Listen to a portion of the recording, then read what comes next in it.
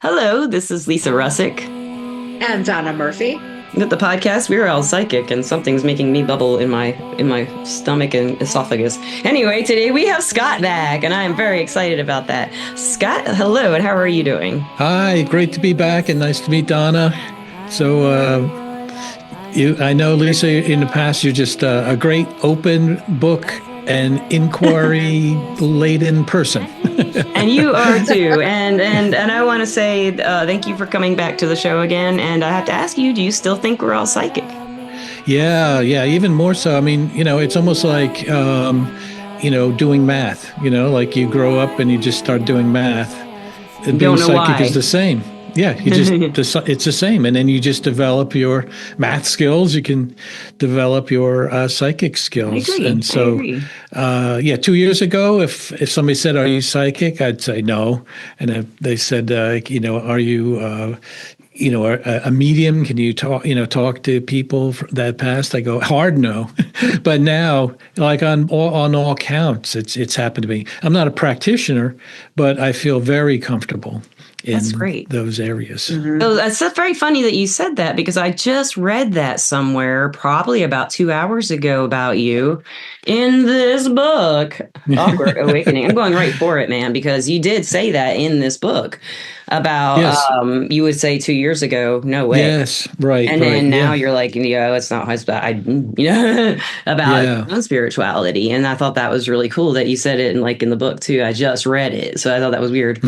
And I didn't read the whole book yet, but I've been skimming through and doing different things. And I love that in listeners and watchers, the book is called Awkward Awakening. And that is like the coolest title. And we were talking about the interior and the cover, and it was all designed by someone he knows. And if you're watching on Spotify or YouTube, you can see that layout. That layout is beautiful. Mm-hmm. And he not only goes into his own experiences, but he goes into the Galactic Republic, which I love. So that's really interesting to me. We can talk about that some if you want to. But so what inspired you to write this book? Well, I had co-authored the Looking for Angels book with Nicole, and that launched in 23. And that's Nicole from A Psychic Story, listeners and watchers. Yes, Nicole Bigley. Right? Yeah, they were on there. You were on the show to talk about that book. Yeah, I think. Yeah, and so. I was going along that, you promote as much funding that you have, you go on podcasts and try and do the best you can. So for 23 and the beginning of 24, kind of doing that, but things were starting to kind of slow down for me on the promotional side. And then I kind of felt like, there's something else. There's something else, I didn't know what it was. I thought maybe a book, but I wasn't sure. So the catalyst was that I had booked a Akashic record reading with Melissa Sparrow, I read energy that in there, healer. Yeah. And so, like 3 months, in advance. She was 3 months in advance. And so, I just did that. I never had a reading before, an Akashic record reading. And so I was just, in the back of my head, just, someday, I'll get it, So then, months went by, and I'm like, still, I had this thing, like something. I'm called. I felt like I was called to do something, but I had no idea what. So I got an email from the Gaia organization, the spiritual scientific platform, wonderful group, and they were advertising a trip to Egypt in like September of that year. So this was like the summer of the same year. Okay. And so I was like, I don't know. It's a lot of money. It was 12 days. I don't know. And I wasn't going to go with I didn't know anybody to go with. So I just go by myself with the group. And they were saying, for early registrants, you get like 10% off. Right. And so this is a Wednesday. That's a big deal going to Egypt. Yeah, sure. Yeah, it was a lot of money. Yeah. So I think it was, like Tuesday or Wednesday of the week. And they had to, they needed to know by Friday. right? So like, oh, geez, I don't know. So then that Wednesday, I had the reading. That was the reading that I had scheduled. Oh, Listeners, we had an interruption. Scott, would you like Yes, to we continue? did. okay. We had a brief interruption. Brief, Okay. very brief.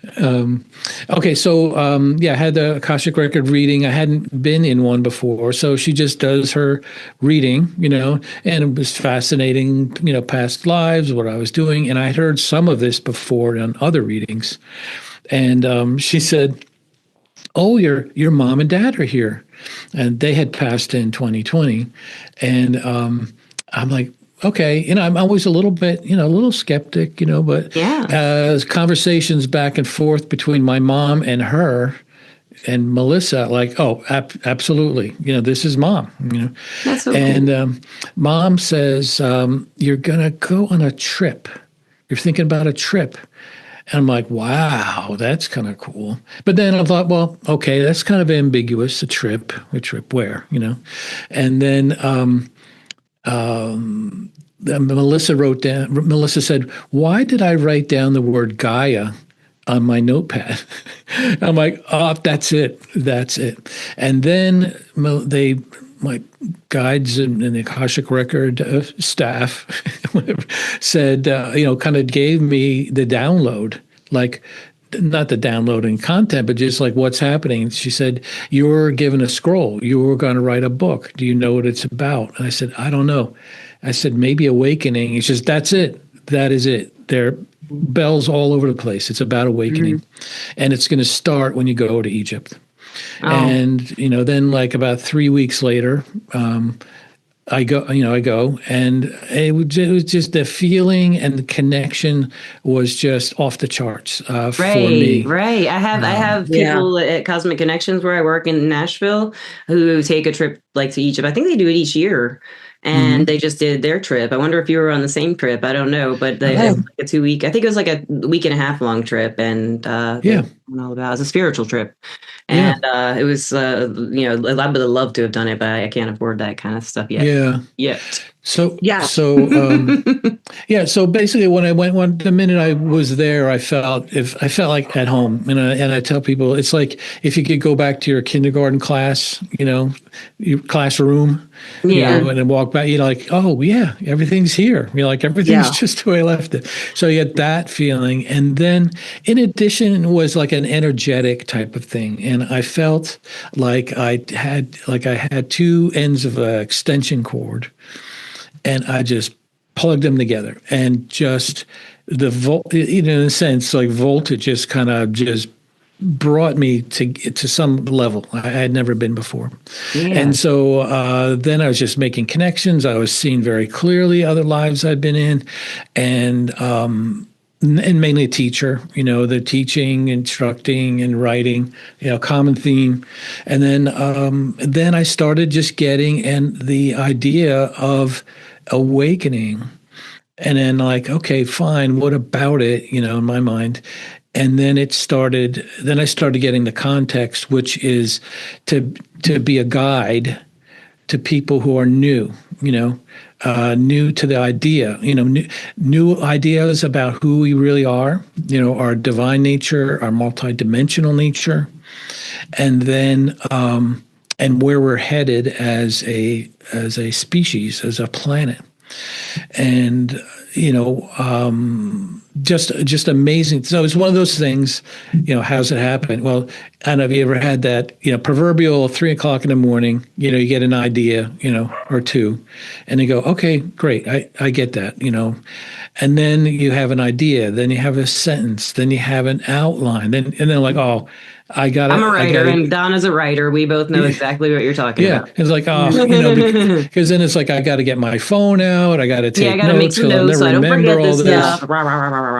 So between that and then just being guided, I had been automatic writing at times, not continuous chapters and chapters, but just guidance as far as where to go, and that's how it all kind of came to play. So, the book was revealed to me in 3 parts. Understanding, awakening to who we really are, and then awakening to our place in the universe, as well. So it's like once we understand who we are, our divine connection, that we're all hologram, we're all part of God.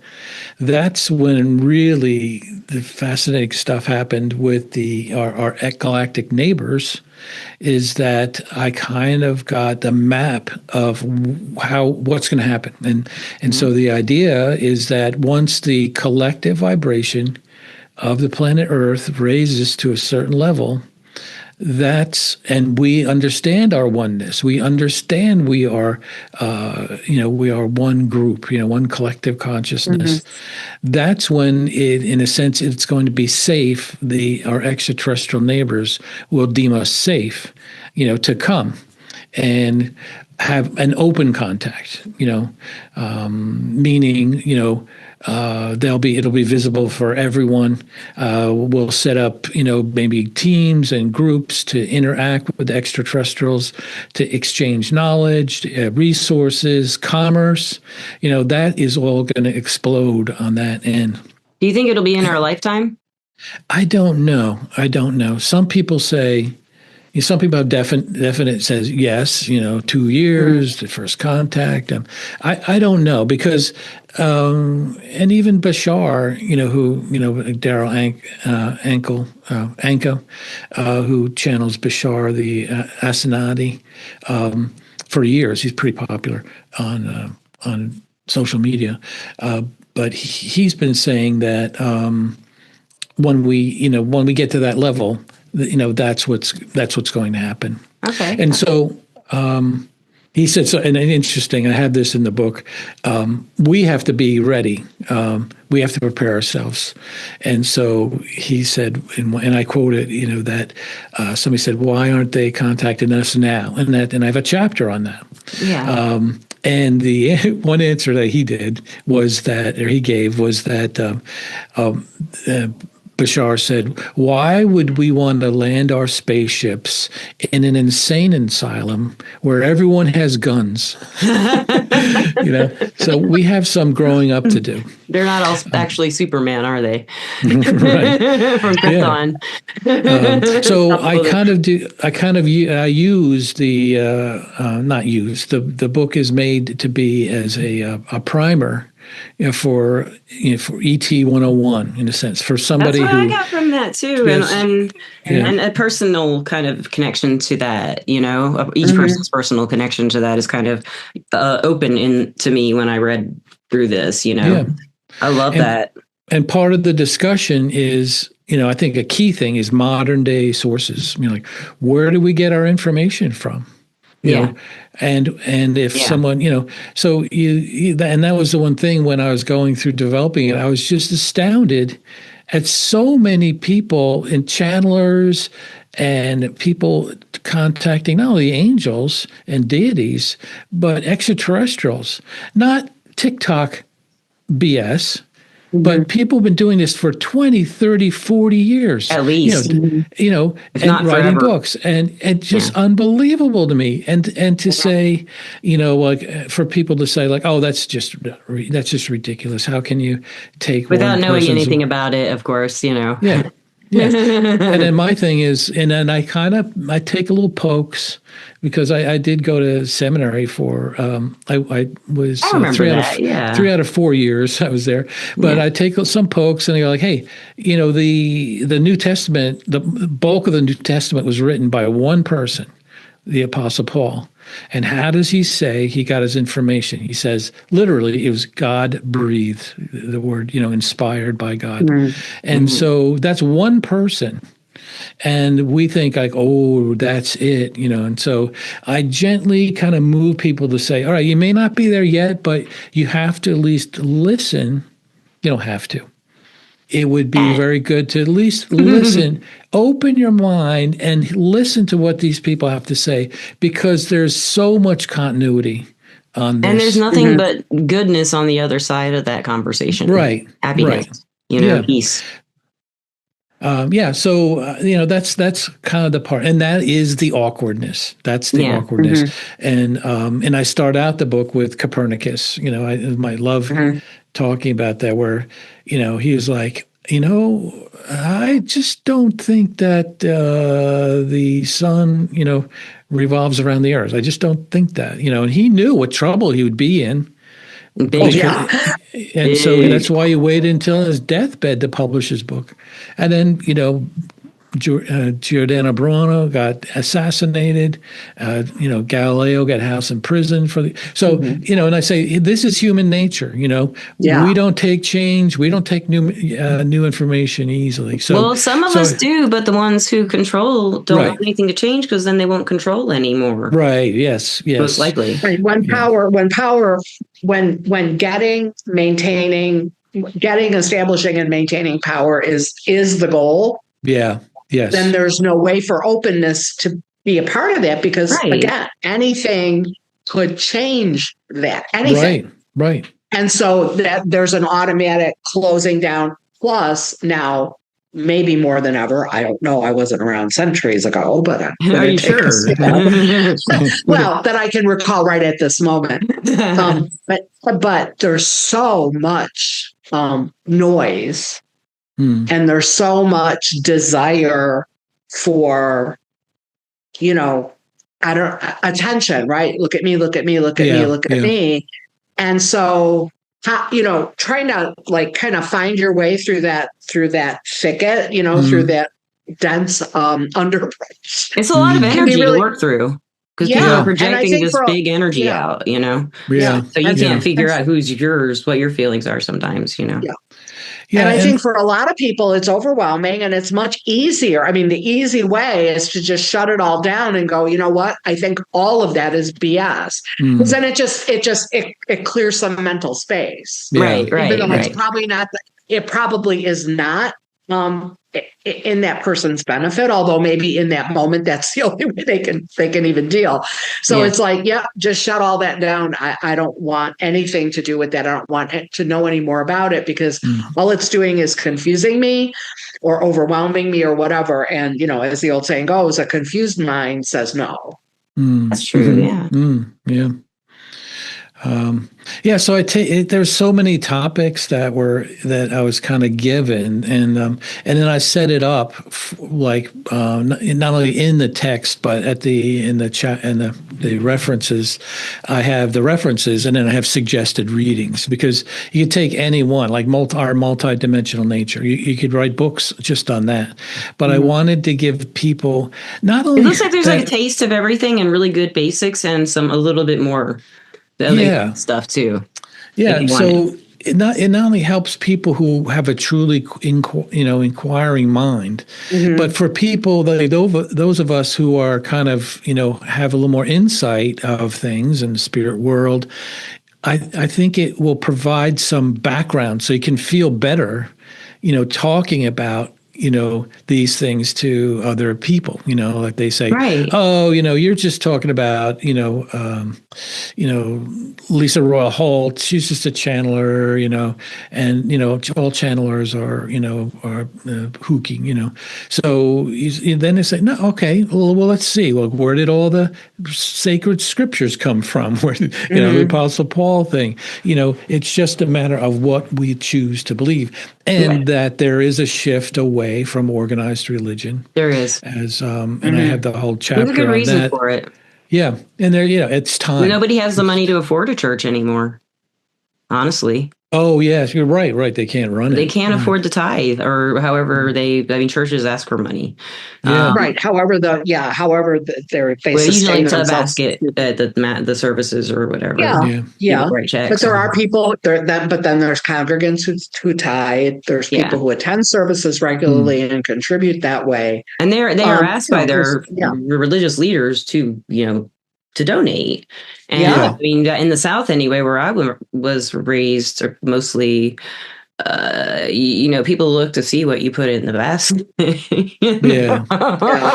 Well, and I think it's important not to totally bash, not to bash organized religion because there are good things in it. It can help a lot of people get through a lot of hard things. And for a while I got so turned off by the conservative Christian movement that I was a part of. I just left and said, I can't believe this. It is not unconditional love. They're not teaching that, And actually, I had an experience in Egypt that kind of brought me full circle on that. But we have to watch that because there are some generally, good people, good spirited people that just love, and they go to a good church and, and all that, that's fine. And they can even get into these things. They can be clairvoyants and practitioners and go to their church because there is some good things about it. So I have to remind myself, I started to remind myself because I found I was like, no, we're moving on. There's no, blah, blah, blah. So, yeah, I wouldn't say that there's no place for it. I do know that it will undergo a lot of changes, probably just like everything else. Well, yeah. And again, one is the financial, what Lisa brought up, the financial consideration, but also surprisingly enough to me, I have a dear friend who's attended a church locally that, basically he kept encouraging me, well, just check it out. Just listen to what a service is like, or come to a service, which I did. And all spring and summer, they actually hold service. I live in a suburb of Chicago, so we're right on Lake Michigan. Oh, okay. And I'm in the far northern suburbs. So there's a beautiful beach. Lake Forest, Lake Bluff are the communities, and there's a beautiful beach. And all spring and summer, they actually hold services on the beach. Oh, nice. In one of the, how they have the enclosure, just like you see at parks and stuff. Yeah. It's an open building, but it's a building. You're in a, you don't have to sit in the sand on a towel. Not that that would be bad, but sometimes it's more comfortable to actually sit in a chair on a floor. They are very down to earth. They're, it's a very warm, loving, accepting, and relaxed environment. It's not very formal at all, and yet it is very structured. And they have and one of the benefits, I think, because I have a lot of respect for him. I've heard a lot of his sermons, listened to him speak. They have a wonderful pastor, And so, when you have an experience like that, you can say, you know what, I can see something like that. That is good. I've never had an experience like that. Yeah. This is probably the first experience I've had like that. Yeah. Yeah. So, believe me, as far as skepticism or hesitance about involvement in organized religion, we won't go into it, but I had plenty of reason to kind of hold back. And not, and kind of be like, oh no, that's not for me. But no, this is this is one of the exceptions. Yeah, definitely one of the exceptions. Nice. So it can exist. I think it can exist in the way that as I understand the teachings of Christianity, that was the idea. Right. Yeah. Well, and Christ consciousness is a real thing. Yes. And so it can, I definitely think it can exist and does exist. And then the other thing, and I'm just, cut me off if I'm. Stop talking. Stop talking. I'm just kidding. The other thing that's You're important. Doing great. Don't stop. Don't stop talking. We love it. We're just quiet and listening. It's great. You're a good speaker. The other thing, so we have the shift, like just people for a variety of reasons, moving away from organized religion, seeking spirituality, and there's numbers to prove, and show it's all happening that. everywhere. But why? Yeah. What do you think really other than COVID? Is there anything other than COVID instigating? Well, they have the, certainly the scandals, huge, and people getting away with them. Yeah. Yeah, and somebody said that there isn't one denomination, one religion that isn't free of any scandal. Even there was some Buddhist thing a few years ago. It's every So it is people. Yes, right. Yeah. That's because humans are. So you have all that. You have the internet, and increased individual people saying, "I can learn, I can experience on myself." But the outside influences are what I was kind of fascinated with, and it started with some astrology, which I'm not that big on astrology, but when I started looking into the Pluto entering Aquarius, and like, so any astrologer like Pluto and Aquarius, like, and then like, okay, well, what happened the last time? So every 250 years, Pluto comes around in Aquarius, and there's 20 years of unrest. Right, unrest is a good time. way to put it. That's a polite way to put it. So then you say, well, okay, and then somebody mapped out, or no, maybe I did. Oh no, I had I asked an astrologer to do it. He mapped out, and he's like, well, the last 250-year cycle was the American Revolution, the French Revolution, the Industrial Revolution, right? And then the time before that, what was it? The Protestant Reformation, the King Henry, the Renaissance, wasn't it? Wasn't the Renaissance during the Aquarius? I think so. Yes, I think so. I'm not positive. I thought it was. And then, so then the time before that, the Reformation, and then Copernicus, published his findings, changed everything. And then the church, King Henry VIII broke away from the Catholic Church. The Anglican Church. of England. So, and then there's the third one back is a little not as defined, but in any case, that starts making sense. Then I learned about the yugas.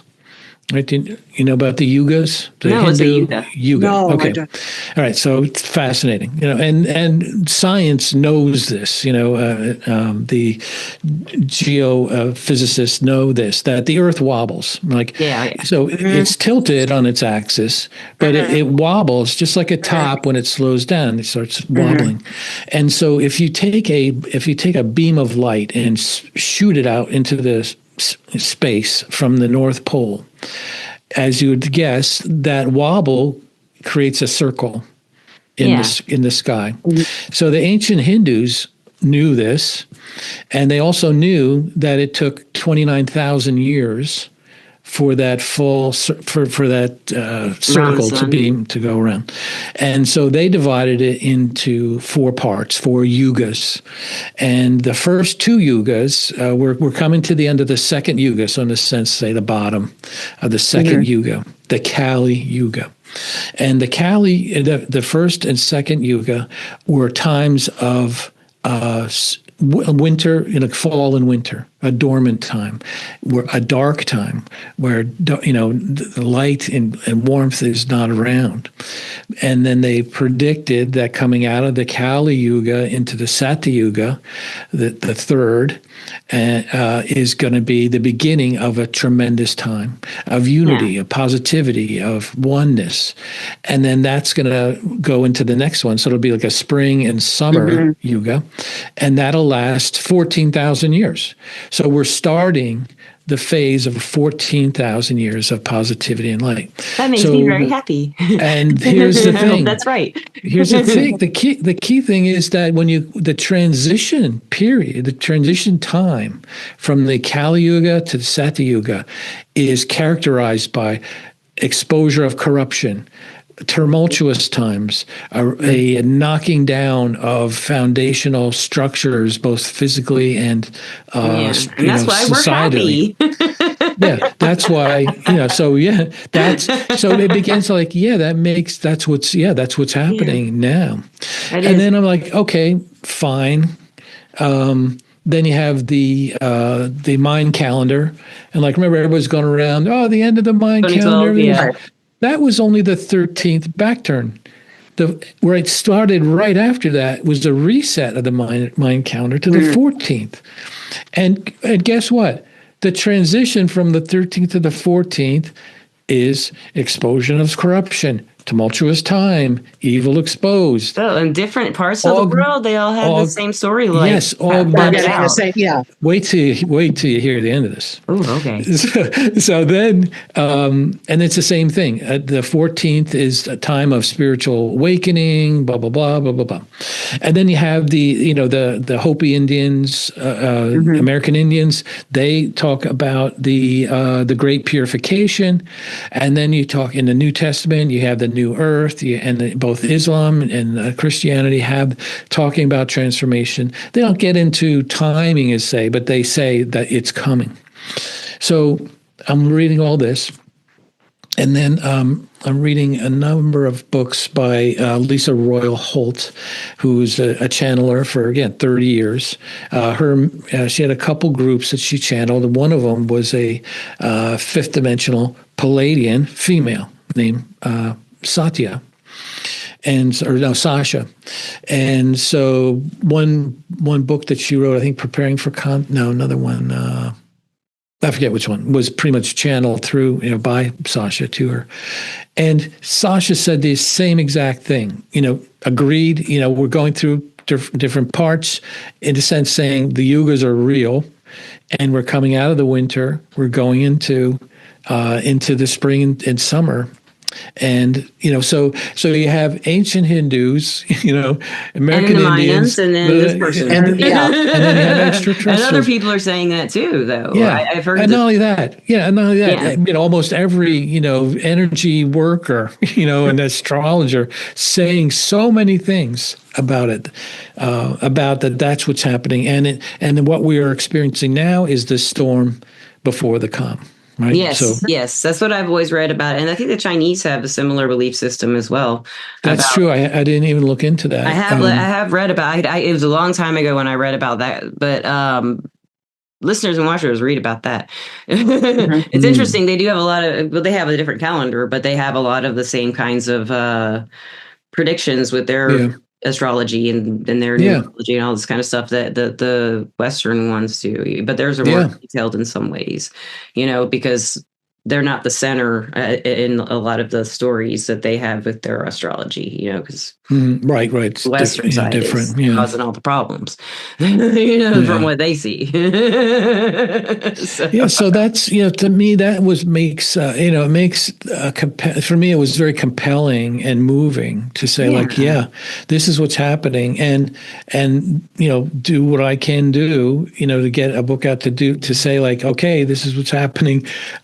That's not the only thing you're doing. You're getting on podcasts, you're getting the word out, and you help people one-on-one, and do all kinds of good stuff, Scott. So thank you for the book, and thank you for another book, I should say. Woo, love your books. And then the extraterrestrials is a whole other thing. It's kind of a different part, but it belonged. I almost thought of not including it, but it was just. It really gives it a punch.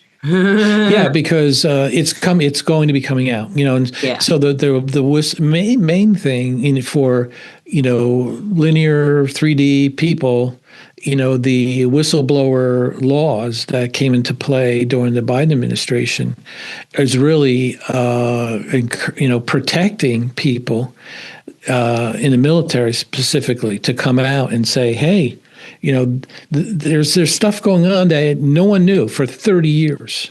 A crash retrieval, program, of alien technology, alien biologics for 30 years that no one's known about it. And then in September there was a first kind of wave. This fellow Gresh was the first one, and when you're a whistleblower, you can't just go and testify and here it is. No, you've got to hire a lawyer. You've got to present your data. You've got to show how you have been mistreated and ridiculed and held back in your job because you asked to tell you think somebody should, that you were told to stop talking about it, but you wanted to. And so that was one wave. And then in September, another 3 military people came forward. One of them, stated that she was threatened by she and her daughter's life, saying, do not talk about this anymore. And so you have that kind of coming out, and it's creeping into mainstream media now, just UFOs and so we're getting primed, So that was the other thing I want to mention. I forgot was that in terms of dates, I'd say smart people don't give dates because there's this thing called free will. Humans, we need to get ourselves to a certain level, and it's our choice. It's our choice. It is our choice. So, but everyone does say that it's a done deal. I was listening to a podcast. I don't know if you knew. Did you know William Meyer? He's a podcaster, very, very sensitive psychic. And he was interviewing Rachel Corpus, who is an angel communicator. I know who she is, yeah. Yeah. So I was listening to this, and they were talking, and of course, Rachel was talking about the ascension and what's happening, and William said, well, so she was channeling the Sarai. Sarai, a very large non-physical group of a collection of ETs, spirits, angels, well, not angels, but spirits and stuff. And they're talking, and then he said, what should we do? How should we prepare? And Rachel said, hold on. They said that we should hand this question over to the angelic realm. And it just kind of floored me. Like, what are we in a status meeting here? Like, let's hear from the delivery department. Like a meeting, but have to bump that over to another department. Like, what?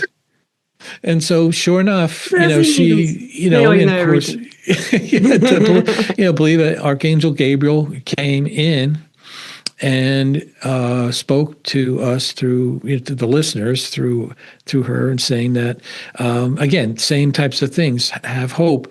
And the main message was that Earth has tried before and has not achieved ascension.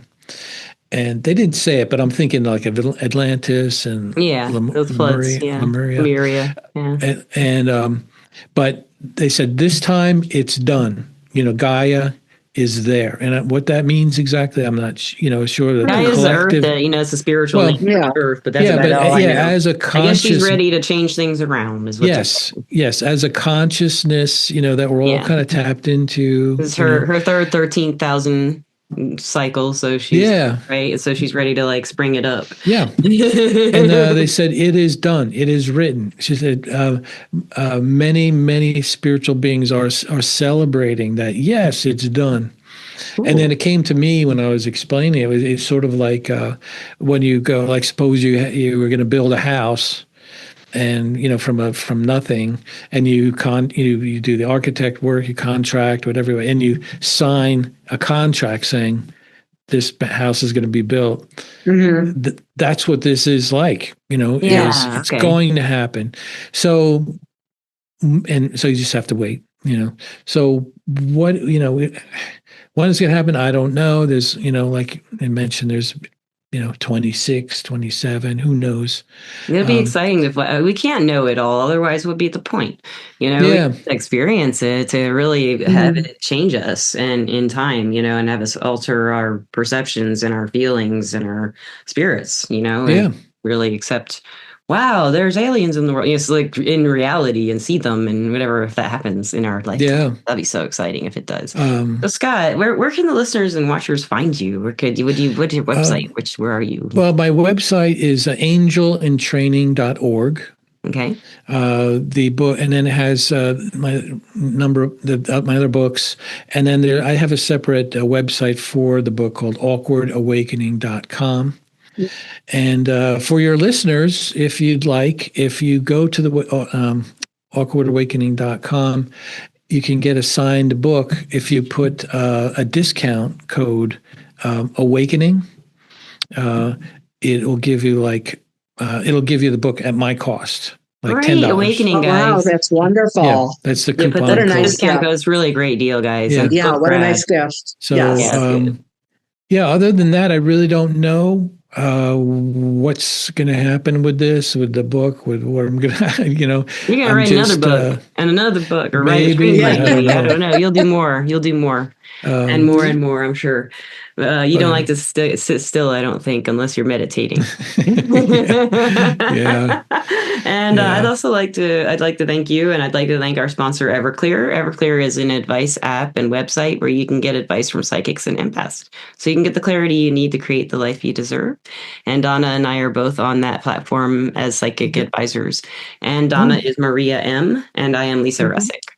And Scott, lastly, I'd love to ask for some advice. I think I did ask about for authors the first time or one of the times you were on, but I wanted to ask for someone who's like wanting to write a spiritual book, but they've never put themselves out there before, and they've studied, they have friends they talk to maybe, but no one in their family knows or anything, and they really want to write about their a memoir maybe and what they've learned from their spiritual awakening or experiences. What kind of advice would you give them to build the confidence to not worry about what other people think of what their writing is and judging them? Well, you have to live your authentic self. It's hard to do sometimes. It's hard to do. It's hard to people do breathing down because your we're neck all and judging you, and you're an empath, and you can feel it. You know, like yeah. But I think that is a big part of our purpose in our lives here is to learn, to evolve, to be that. So and then certainly that's easier said than done. I was just at a holiday party with my family and did not go well. They're just not into any of this stuff. They thought my spirit animal was a demon and that I worship demons. It was horrible. I'm sorry. But we left okay. We left, we left cordial, and there was no, yelling and screaming, but it's hard. And you have to, in the awakening process, you may have to leave some things behind. Whether it be little things, little habits, little this or that, or it might be relationships. And so you have to my advice would be keep grounded, keep on your path, and keep feeding your light, no matter what the cost. That's beautiful. No matter what the cost. Yeah. Because it's going to happen now, or you'll be back in another lifetime just right where you are now until you go through it. Pretty much that's the consensus. That's what I hear. So that's what I think. Yeah. But thank you very much. This is just a great interview, Scott. You're just such a great speaker, and I really appreciate you coming back. And you can come back anytime, as always. Next book. Next, just feel like it. I appreciate the work that you guys do. I know it's a lot to put these things together, and I love doing it. It's fun. Good job. It's a pleasure. It's a pleasure. It's not work. It's fun. It is fun. It is fun. And thank you, Donna, for being co-host. And I guess listeners and watchers, I love you. And Scott, do you love the listeners and the watchers? Absolutely. Yes. Absolutely. Everybody loves the listeners and the watchers. Why would you be here if you didn't? We're all on the same page. We're all on the same page of a book that's called Offered Awakening. And my page is 26 because that's about 71. Okay. Sorry. It's like, I want to read that. Thank you, listeners and watchers. We love you. Have a great time wherever you may be, night, day, morning, another planet. Peace out. Bye. Thank you. Thank you.